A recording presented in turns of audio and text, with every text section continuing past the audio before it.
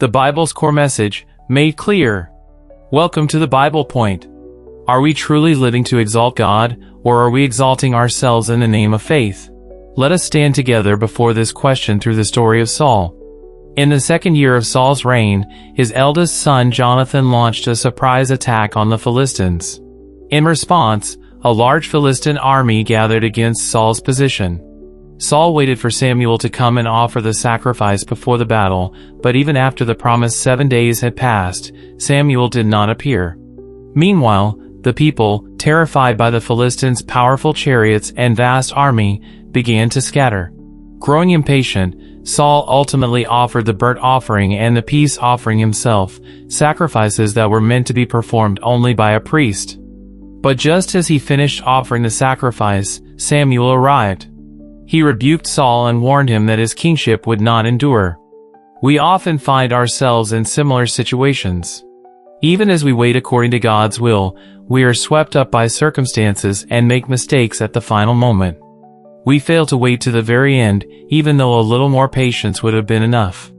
Yet what we learn from this event is that, no matter how urgent the situation may be, there is no unavoidable circumstance that justifies disobedience to God's will. Afterward, God granted victory to Israel whenever Saul went to war. Yet as these victories multiplied, Saul grew increasingly arrogant.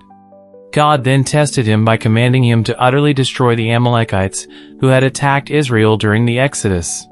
But Saul disobeyed this command, sparing Agag, the king of Amalek, as well as the valuable livestock.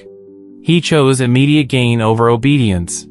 Not only that, but he even erected a monument for himself, as though he had achieved the victory by his own strength. Saul has gone to Carmel.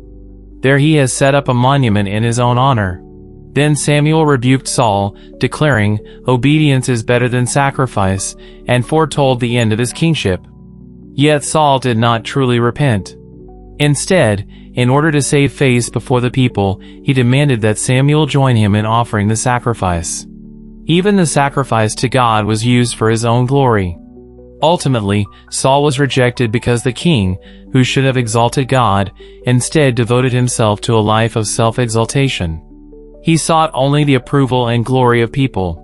Though he outwardly appeared zealous in sacrifices and religious rituals, in his actual life he did not obey God's word. What God desires is not numerous sacrifices, but a life of daily obedience to His word, humbling oneself and walking humbly with Him. The same applies to us. More important than outward worship in church on Sundays is a life of daily obedience to God's will. Worship that claims to exalt God on Sundays while living to exalt oneself for the rest of the week does not please Him. Saul received the great grace of kingship from God, yet he failed to exalt God. Ultimately, he drifted away from that grace. May we take Saul as a cautionary example.